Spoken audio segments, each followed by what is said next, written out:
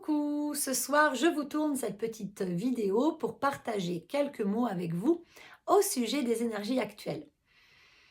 Il y aurait énormément de choses à dire, il faudrait une vidéo qui dure 6 heures, il faudrait vraiment faire une conférence très approfondie à ce sujet. Si on voulait tout aborder, tous les aspects vraiment importants et les aspects qui nous secouent, qui nous remuent depuis déjà quelques temps et puis encore pour quelques temps. Mais ici, moi, j'aimerais vraiment me concentrer sur deux thèmes. Donc, le premier, c'est le karma, puisque nous sommes en année 8, puisque 2024, si vous additionnez 2 plus 2 plus 4, ça fait 8. Et le 8, c'est vraiment le chiffre du karma, entre autres. Et puis le second thème que je vais aborder, c'est celui du relationnel et de la communication. Parce que relationnel et communication, c'est très étroitement lié, surtout en ce moment dans ce que les énergies universelles nous invitent vraiment à conscientiser, à intégrer, à cheminer, à vivre, à faire grandir en nous et à expanser. Voilà, et puis karma, relation, communication, vous allez voir que finalement, ça se rejoint. Alors, on est donc dans une année 8, une année karmique. Ça ne veut pas dire qu'on est puni et qu'on va en baver pour en baver, ou qu'on en a déjà bavé pour en baver, puisqu'on arrive à la fin de l'année. Alors, attention, il nous reste quand même encore 3 mois de cette année 8, cette année karmique, à vivre. Et il est quand même très important de rester bien ancré au présent et de savourer le chemin à chaque instant et de ne pas être trop dans la hâte que ça se termine, même si j'entends partout « Ah là là, j'ai hâte de passer à 2025 ». Mais moi, j'ai envie de vous dire, n'ayez pas trop hâte parce que 2025, ça va être une année 9. Le 9, c'est comme le mot l'indique, c'est ça apporte du neuf, de la nouveauté. Mais en même temps, le 9, c'est la fin du cycle. Donc, c'est une année où on risque fort d'avoir des dossiers à clore si on ne les aura pas déjà clos en 2024. Et quand on doit clore des dossiers, quand on arrive en bout de cycle, à la fin d'une aventure, à la fin d'une expérience, à la fin d'une relation, etc., eh bien, c'est jamais très, très confortable de passer le cap et de se retirer, de dire stop, d'arrêter, de déposer, de laisser partir à ce qui n'a plus lieu d'être, ou de rompre, ou de quitter quelque chose ou quelqu'un, c'est jamais quelque chose de très confortable. Voilà, mais bon, on va laisser ça pour 2025. Là, en ce moment, beaucoup de karma remonte. En plus, on est quand même dans la saison des éclipses, donc on vient de passer une éclipse lunaire, puis tout récemment une éclipse solaire. Il y a beaucoup de mouvements, de positions astrales, il y a beaucoup, on va dire, d'événements cosmiques actuellement en cours, beaucoup d'énergie aussi, qu'elle soit tellurique, qu'elle soit astrale, qu'elle soit angélique, qu'elle soit cristalline, cosmique, qu'elle soit extraterrestre, etc. Il y a énormément d'énergie qui se rassemble depuis déjà quelques temps, on le sent, des éruptions solaires aussi, à haute magnitude, etc., qui viennent vraiment nous pousser, nous encourager, mais très très fort, eh bien, à terminer, d'épurer au maximum tout le karma que l'on peut porter. Et quand je parle de karma, je parle bien évidemment du karma de nos vies antérieures, mais je parle aussi des mémoires transgénérationnelles que l'on porte en nous, alors qu'elles ne nous appartiennent pas. Je parle aussi des relations karmiques que l'on est en train de vivre dans cette vie-là. Et je parle également des mémoires traumatiques collectives. On va mettre tout ça dans ce qu'on appelle le karma. Donc, il nous a été demandé cette année, il nous est encore demandé, puisque l'année n'est pas finie, d'épurer au maximum tout ce karma. Donc, il nous est demandé d'observer, de regarder bien en face tout ce karma que l'on porte en soi, toutes ces mémoires qui ne nous appartiennent pas dans cette vie-là, et toutes ces mémoires qui nous freinent, qui nous impactent de manière néfaste depuis peut-être notre naissance ou depuis même plusieurs vies, ou qui impactent toute notre lignée. Il nous est demandé vraiment d'ouvrir les yeux, depuis le début de l'année, et bien sûr tout ce qui est karmique, c'est-à-dire tout ce qui nous pollue, mais qui a besoin d'être entendu, d'être accueilli, d'être considéré vraiment, et reconnu pour que l'on puisse en être libéré. Parce que du karma, c'est quoi? Du karma, c'est de la mémoire passée, donc d'autres vies passées, mais ça fonctionne pareil pour la mémoire de ton passé, de cette vie actuelle, ça fonctionne pareil pour les mémoires du passé transgénérationnel, c'est-à-dire la mémoire de tes ancêtres, qui tant qu'elle n'a pas été entendue, prise en charge, validée, reconnue, réconfortée quelque part et apaisée, eh bien cette mémoire est transmise de génération en génération et a l'impact de plus en plus fort et de plus en plus intensément et violemment les générations les plus récentes en fait, les plus jeunes. Donc, ce karma, c'est des mémoires passées traumatiques qui n'ont jamais été prises en charge. Comment est-ce qu'on libère un karma? Comment est-ce qu'on est pur du karma? Eh bien, tout simplement, en connectant cette mémoire, soit elle remonte naturellement par le biais de vos rêves, ou plutôt cauchemars, par le biais de souvenirs, par le biais de sensations, d'émotions, de gènes physiques aussi, soit elle se présente à vous sous forme d'expérience, notamment relationnelle, donc les relations karmiques, ce sont des relations qui sont souvent assez dures, assez sombres, assez douloureuses, très éprouvantes, qui ne sont pas censées durer toute la vie, mais ce sont des relations qui vont nous ramener l'information de la mémoire karmique que l'on porte. Donc dans les relations karmiques, on vient régler un karma. On vient réveiller un karma, donc le faire remonter à notre conscience pour bien le voir, pour bien savoir qu'il est là et pouvoir aller l'apaiser, l'écouter, le réconforter, le reconnaître, le valider et ensuite demander pardon, lui envoyer de l'amour et c'est ainsi qu'on s'en libère et que le karma va être guéri parce qu'en fait c'est une charge traumatique qui n'a jamais été guérie. Et donc quand on vit une relation karmique ou des expériences qui réveillent du karma ou quand tout simplement en méditant ou lors d'un soin tu as une mémoire karmique qui remonte ou une mémoire traumatique qui remonte, même si elle est transgénérationnelle ou de cette vie-là, eh bien, c'est que tu es invité à l'écouter, à rester en présence avec cette mémoire. Parce que cette mémoire, c'est une charge traumatique. C'est donc une blessure qui n'a jamais été guérie. C'est donc comme une plaie qui est restée ouverte à l'intérieur de ton âme. Et donc, elle est ouverte dans chacune de tes cellules. Ou alors, elle est restée ouverte chez un de tes ancêtres. Et donc, elle est ouverte chez tous les membres de ta famille, de ta lignée. Et toutes ces plaies ouvertes, ça crée quoi? Ça crée de la souffrance. Ça crée des blocages qui empêchent l'énergie d'abondance, l'énergie d'amour, l'énergie de gratitude, l'énergie de sérénité, l'énergie d'harmonie, etc., de circuler dans nos corps physiques, mais aussi nos corps subtils. Toutes les mémoires karmiques viennent créer un blocage. Tout blocage crée une résistance à l'intérieur de nous et toute résistance crée un conflit avec l'énergie d'abondance, d'amour, de gratitude de l'univers. On est censé être traversé par l'énergie de l'univers et donc vivre dans l'abondance, dans la joie, dans l'amour, dans la complétude, dans l'épanouissement, etc. À chaque instant, on est censé tous vivre l'abondance. L'univers, il ne veut que notre bien. On est créateur. On est censé pouvoir manifester la vie de nos rêves, la vie à laquelle on aspire. Si on n'y arrive pas, c'est parce que depuis des millénaires, nous accumulons les mémoires karmiques, les mémoires traumatiques. Et on se les refile de génération en génération. Donc forcément, là, à l'entrée dans l'ère du Verseau, qui est une ère qui va nous inviter à la liberté, à la communication, et à la sécurité.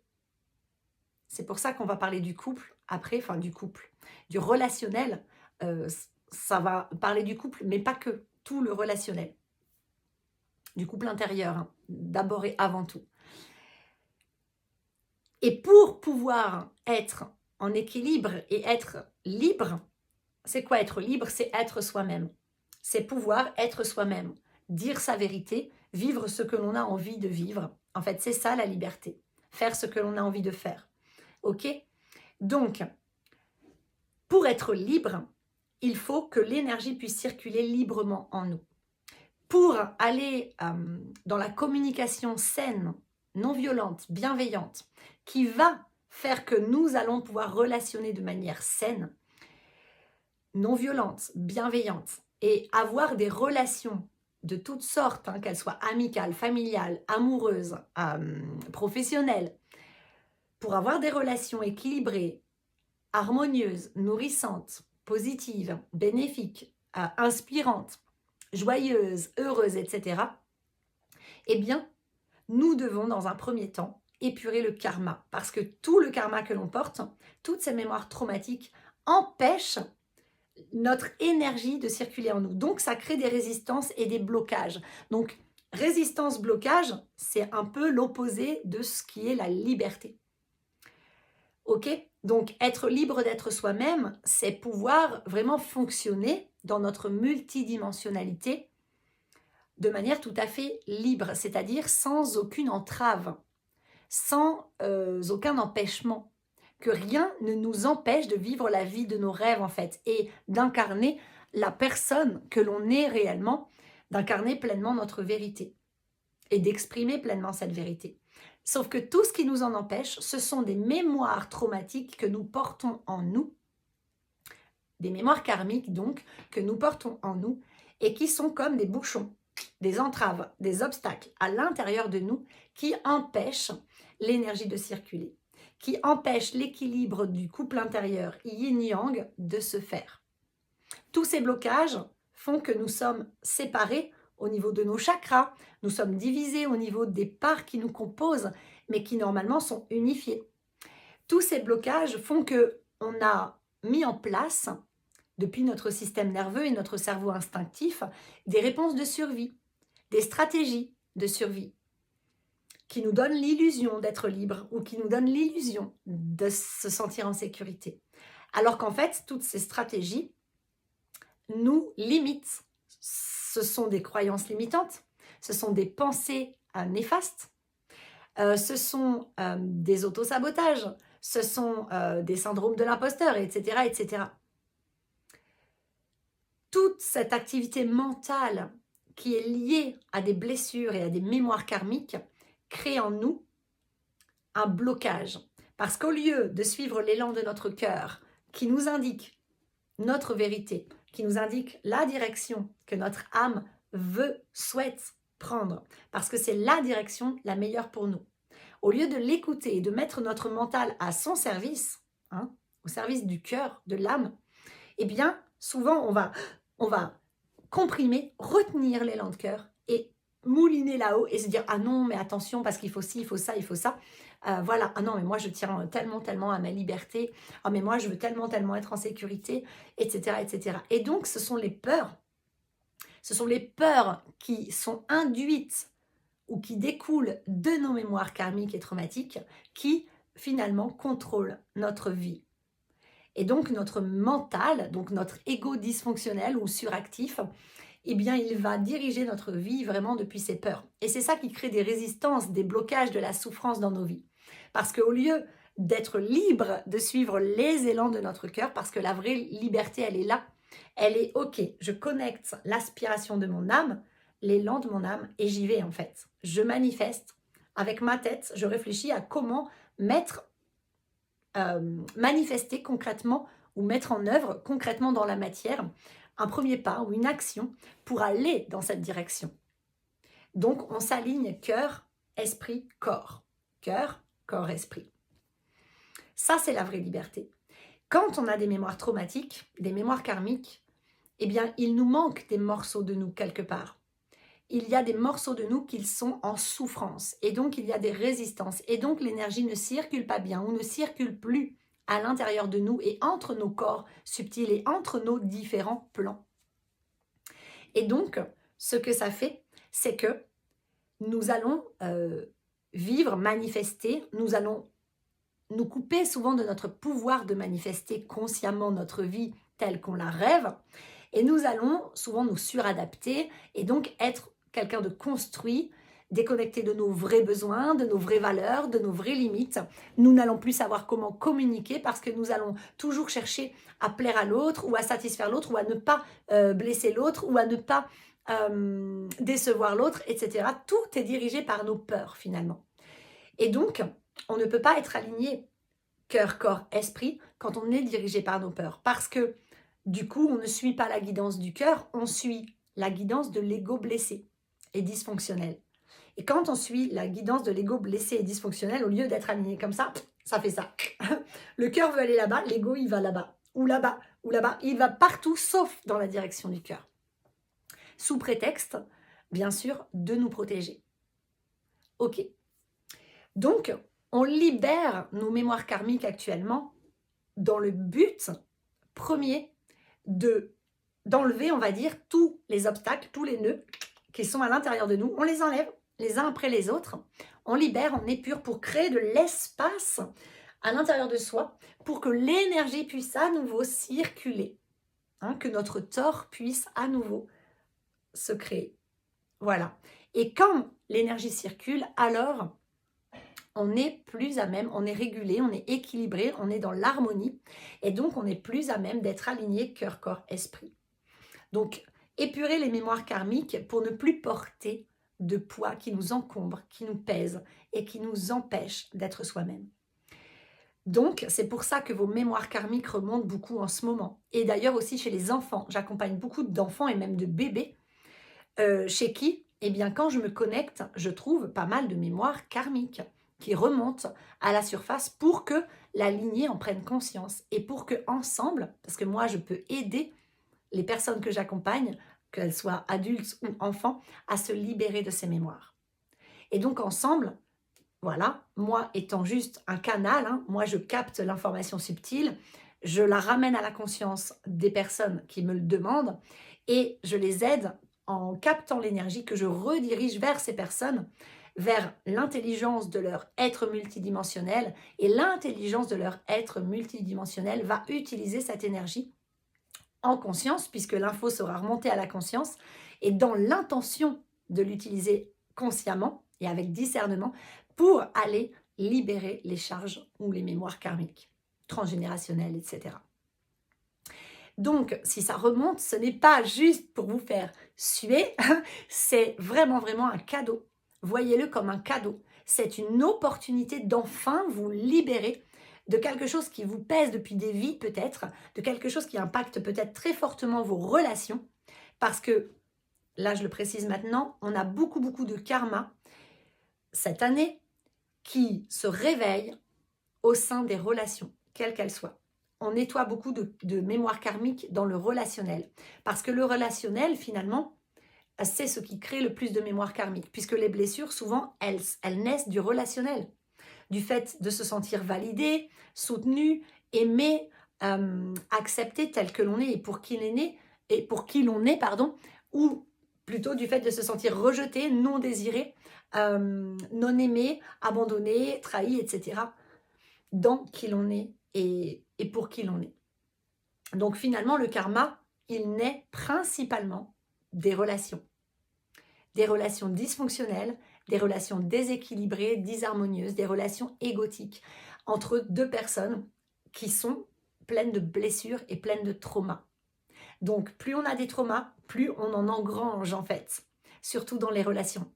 Alors que plus on épure le trauma, moins on en a et plus on a de chance de nourrir des relations où à la place d'engendrer et de créer de nouveaux karmas, de nouveaux traumatismes, on va plutôt créer quelque chose de bénéfique. On va créer de la coopération, de l'entraide, du partage, de la co-création. On va devenir une équipe, on va créer de la cohérence, on va créer de l'intelligence, on va vraiment créer de la bienveillance, de l'indulgence, de l'ouverture de cœur, de l'amour, de la gratitude, de l'équilibre, de l'harmonie. Et donc, on va pouvoir aller reconnecter le couple sacré, yin-yang, en l'incarnant pleinement dans chaque personne et ensuite en allant le manifester dans la matière à travers le nous que forme le couple, que forme la relation. Et là, je vous parle de couple parce que ça va parler à beaucoup de personnes qui suivent ma chaîne, mais c'est tout à fait la même chose, que ce soit entre un homme et une femme, entre deux femmes, entre deux hommes, dans les amitiés, dans les nouvelles rencontres, au sein d'une famille, professionnellement, etc., etc. Toutes relations confondues. C'est un peu la même chose qui se passe. Ok, donc nous épurons actuellement beaucoup de karma. Ça remonte par le biais souvent de relations, donc d'interactions avec d'autres personnes, par le biais d'expériences relationnelles. Et oui, ça peut être très inconfortable, mais ce n'est pas une punition du tout. C'est un privilège quelque part. C'est une opportunité, c'est un cadeau de la vie que de nous permettre de pouvoir prendre conscience de ce qui est là, de ce qui nous empêche de vivre pleinement notre vie, de ce qui nous empêche de nous épanouir, de nous accomplir, de relationner sainement, avec bienveillance, de relationner harmonieusement et de vraiment de manifester la vie de nos rêves en fait. Voilà. Donc, et tout ça, bien sûr, toutes ces mémoires karmiques, etc., créent beaucoup de conflits, créent des blessures, de l'ego, du conflit, des guerres, des drames, etc. Donc, vraiment, si vos mémoires karmiques remontent en ce moment, même si c'est super dur, même s'il y en a plein, même si vous êtes fatigué, gardez conscience que c'est une opportunité pour vous de vous libérer, de libérer peut-être toute votre famille, de libérer votre âme, de libérer votre cœur, de libérer vos enfants ou vos enfants à venir et de libérer l'humanité, le collectif et donc l'univers, la conscience universelle. Et plus on libère de karma, plus ça crée de l'espace fertile pour créer de l'abondance, de l'harmonie. Donc ne perdons pas ça ne perdons pas ça de vue, pardon. Et puis, nous œuvrons tous ensemble, individuellement, chacun en soi, chacun dans nos relations, dans notre vie, mais en même temps, nous sommes tous reliés et donc nous œuvrons collectivement. Nous sommes tous logés à la même enseigne et nous sommes tous en train de cheminer en conscience ensemble. Donc ça, c'est super important aussi de ne pas le perdre de vue. Et c'est d'ailleurs pour ça que j'ai créé ce programme d'accompagnement en ligne Révèle ton âme pour pouvoir avancer en groupe, se soutenir main dans la main, pour pouvoir vraiment sentir qu'on n'est pas seul. Ok, c'est super important de se relier à cette synergie de groupe, à cette synergie ou à cette énergie ou à cette conscience plutôt collective. Et le deuxième thème, le relationnel et les communications, parce que oui, du coup, et je viens de l'aborder en partie, eh bien, l'année 2024, je le dis depuis le début, c'est une année pour guérir le relationnel et ça passe par la communication. Comment on relationne? Principalement par la communication. Je vous rappelle que dans notre communication humaine totale, nous utilisons le verbal à hauteur de 20%. Les 80% restants, il y a un tout petit peu de phéromones et de corporel, mais la majorité, c'est du vibratoire. On communique par vibration. Ok. Aujourd'hui, communiquer par vibration, on commence à en prendre conscience, etc. Voilà. Mais avant d'aller plonger dans comment je communique vibratoirement, télépathiquement, il est important de revenir aux bases parce que les bases de l'humanité actuellement, de la communication, c'est le verbal. Ce que la plupart des humains aujourd'hui considèrent et utilisent comme moyen de communication, c'est le verbal, la communication orale. Donc, il est très nécessaire et il est très demandé par l'univers actuellement et depuis quelque temps et encore pour quelque temps de réapprendre à communiquer. Réapprendre à communiquer de manière non violente, de manière donc pacifique. Communiquer depuis le cœur et non plus depuis l'ego blessé. Communiquer de manière bienveillante, de manière respectueuse et consciente. Communiquer. Donc, revenir à sa vérité et savoir communiquer sa vérité. Dire quels sont nos besoins, quelles sont nos limites, quelles sont nos valeurs.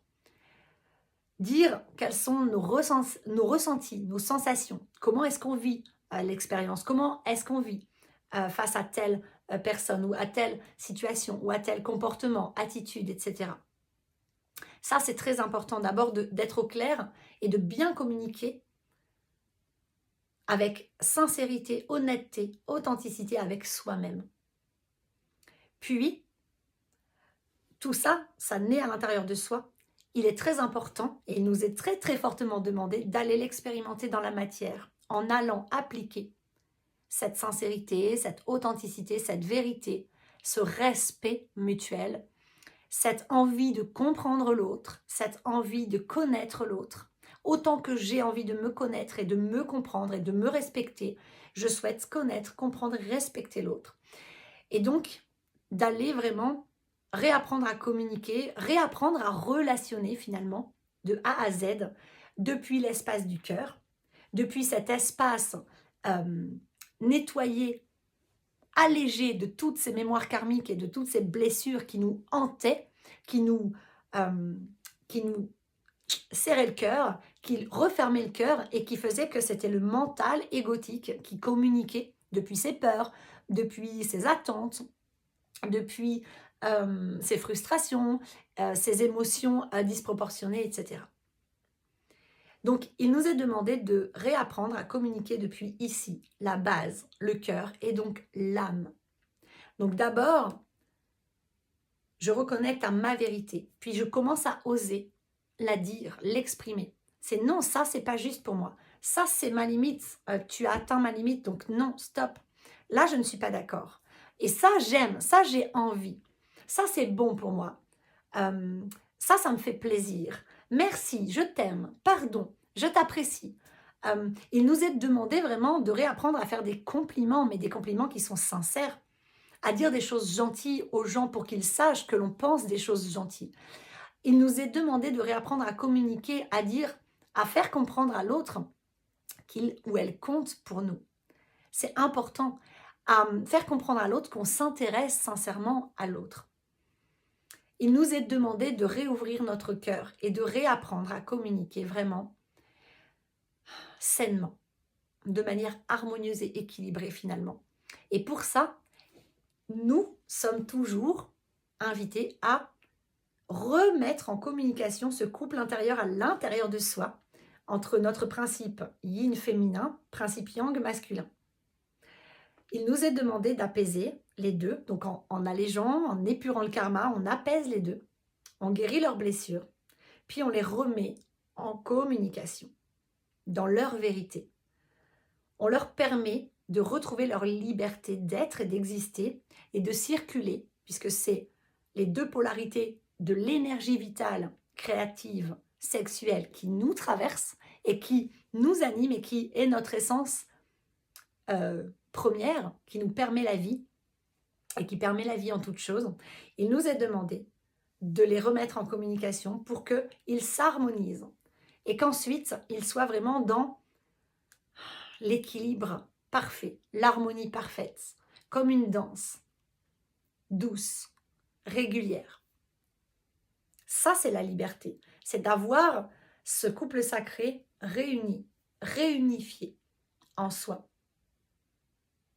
Et comment est-ce qu'on se rend compte qu'on a rééquilibré ce couple sacré? Eh bien, en allant se confronter, ou en allant en tout cas expérimenter et vivre pleinement de nouvelles façons de nouvelles relations ou des relations déjà existantes, mais d'une nouvelle manière dans la matière.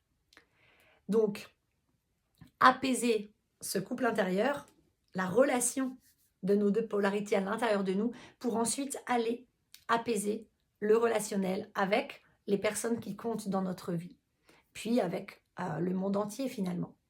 Quand je suis en paix à l'intérieur de moi, que je suis libre d'être moi et que je suis en sécurité parce que je n'ai plus toutes ces peurs, tout ce karma qui m'encombre et que je retrouve progressivement mon autonomie affective et donc mon autonomie sur tous les plans. Et il ne s'agit pas d'être parfait, d'avoir atteint un certain stade ou un sommet, hein, d'accord? On est tous en chemin et on le sera toute notre vie. Il s'agit simplement d'avoir conscience de ça et de marcher dans cette direction. N'attendez pas d'être parfait ou d'être arrivé à un certain endroit pour vous lancer, pour aller expérimenter, pour aller relationner, pour suivre les élans de votre cœur. Si vous avez un élan de cœur, c'est maintenant qu'il faut y aller. L'invitation, elle est ici au présent. Elle n'est jamais... L'intuition, la voix de votre cœur, votre âme, l'intuition, elle vous parle toujours, uniquement au présent. C'est ici et maintenant que cette envie est là, que cette envie existe, que ce désir, que ce rêve existe, que cet élan se fait sentir. C'est parce que c'est maintenant que c'est juste d'y aller. Pas demain, pas après-demain, pas dans 10 ans. Et donc, de revenir à cette communication à l'intérieur de soi et d'aller dans la matière, eh bien, appliquer, on va dire, tout ce que l'on a intégré en soi, aller l'appliquer, le vivre, l'expérimenter dans la matière. Et vous ne pouvez pas faire l'économie du chemin vers vous et vous ne pouvez pas non plus faire l'économie du chemin vers l'autre. Donc, pour eh bien, manifester la vie que vous souhaitez et apaiser vos relations et guérir, vous êtes obligé d'aller vivre du relationnel, vivre de la relation concrètement dans la matière. Parce que sinon, vous êtes dans la fuite. Si vous n'allez pas vous frotter aux gens, si vous n'allez pas vivre ces relations, ces expériences relationnelles avec d'autres humains, d'autres êtres vivants aussi dans la matière, eh bien, vous n'allez pas aller au bout du chemin. Vous ne pouvez pas non plus rester en vous, parce que ça voudrait dire que vous êtes en fuite. Vous êtes un être de matière venu expérimenter dans la matière par le biais principalement du relationnel et de la communication. Voilà donc, je vais conclure là-dessus pour ne pas faire une vidéo trop longue, mais les énergies actuelles font remonter pas mal de karma, donc ça peut faire remonter bien sûr plein d'émotions. Ça peut être vraiment très inconfortable, je viens d'y passer. Mais la vie nous demande vraiment, vraiment, vraiment de nous repositionner au centre de notre vie, de rééquilibrer ce couple intérieur. Il est grand temps, parce que c'est comme ça que nous allons entrer dans l'ère du Verseau et vraiment la vivre d'une manière ultra transformatrice, ultra bénéfique, ultra nourrissante, etc., etc. Et ultra positive finalement. Donc, on nettoie le karma, on l'accueille, on n'a pas peur, on arrête de fuir, on va relationner, on va communiquer sa vérité, on va chercher à communiquer respectueusement, d'une nouvelle manière avec l'autre, en déposant notre ego, en étant dans notre vérité. Ainsi, en faisant ça, on est en train de transmuter. Et donc, aussi, je vais terminer là-dessus, c'est que actuellement, c'est la Saint-Michel aussi. Et d'après Aruna, elle va être à rallonge. Et actuellement, il nous est demandé de passer vraiment au stade de la réinitialisation. C'est-à-dire, ok, j'ai compris tous mes dysfonctionnements, j'ai compris d'où ça vient, c'est bien. J'ai appris, c'est bien. Je me connais mieux, c'est bien. Je me comprends mieux, c'est bien. Mais maintenant, je décide en conscience, là, d'ici la fin de l'année 2024, je décide en confiance, oui, et en conscience, de laisser derrière moi, de faire une réinitialisation, un reset de l'ancienne version de moi. Je ne veux plus en fait de cette version de moi construite, blessée, traumatisée, dysfonctionnelle, égotique. Je décide en conscience d'incarner la nouvelle version de moi. Et cette nouvelle version de moi n'est rien d'autre que ma version authentique, la plus originelle, ma vérité. Voilà, donc je me choisis. Je choisis de m'incarner pleinement, de m'aligner et de manifester ma vie selon ce à quoi j'aspire, selon mes valeurs, mes besoins, mes désirs, mes rêves, etc., etc. Voilà, et je reset, je réinitialise, je dis stop, j'arrête totalement l'ancienne version de moi, je dis ok, merci pour tout, mais au revoir. Et je fais le deuil. Voilà, et certaines personnes peuvent encore traverser ce deuil qui se fait par étapes, ce deuil de qui j'étais avant, cette version construite de moi avec tout ce qu'elle a connu, avec tout ce qu'elle croyait vrai, avec tout ce qu'elle avait construit. Je fais le deuil de cette ancienne version de moi et peut-être aussi le deuil du lieu où je vivais, des personnes que je fréquentais, de ma famille, etc. Parce que tout ça ne me correspond plus. Tout ça m'empêche d'être véritablement moi-même. Et aujourd'hui, j'incarne, j'ouvre mon cœur, j'ouvre mes bras, j'ouvre tout mon être, toutes mes dimensions pour incarner pleinement mon âme. Donc ce yin-yang, ce souffle de vie, cette énergie créative, sexuelle, sacrée qui m'habite. Voilà, et je décide à partir de maintenant et pour les années à venir de la rayonner, de l'incarner de plus en plus, de m'équilibrer, de m'harmoniser de plus en plus, de relationner de plus en plus dans la bienveillance, dans le respect mutuel, dans la douceur, dans la non-violence, pour illuminer le monde. Et tous ensemble, nous sommes ainsi en train de créer le nouveau paradigme. Donc dire adieu à l'ancien paradigme, à l'ancienne version de soi obsolète, construite, celle qui n'était pas du tout libre, celle qui n'était pas du tout en sécurité, et revenir à l'intérieur de soi, au centre de sa vie, se prioriser sans devenir égocentré, égoïste et oublier les autres ou ne pas respecter les autres. Se prioriser, c'est pas ça. Être dans l'amour inconditionnel de je me priorise, donc je fais passer mes besoins, mes limites, mes valeurs avant l'autre, mais juste après il y a l'autre. Donc quand je me respecte, que je m'aime et que je me priorise, alors je priorise aussi les personnes qui me tiennent à cœur, les êtres qui me tiennent à cœur, autant que tout ce qui me tient à cœur. Mais c'est moi, et juste après, ce sont les gens que j'aime et à qui je tiens. Donc n'oublions pas ça, nous sommes en train de faire un job incroyable, donc continuons de cheminer avec le plus de douceur, de bienveillance et d'indulgence pour soi-même et aussi pour le monde, en nous sentant de plus en plus interreliés et ayant conscience, gardons en tête que tout ce qu'on fait là, c'est juste magnifique, c'est essentiel, c'est énorme, c'est juste, ouais, c'est gigantesque, j'ai même pas de mots pour dire à quel point c'est puissant ce qu'on est en train de vivre. Alors oui, j'ai envie de vous dire, ça vaut le coup d'en chier, parce que ce qu'on est en train de créer pour nous et pour les générations à venir, c'est juste incroyablement beau. Et que pour transformer un monde, il faut passer par cette phase de transformation qui est très inconfortable. Voilà, je vous envoie tout plein d'amour, et puis je vous dis à bientôt. Bye bye.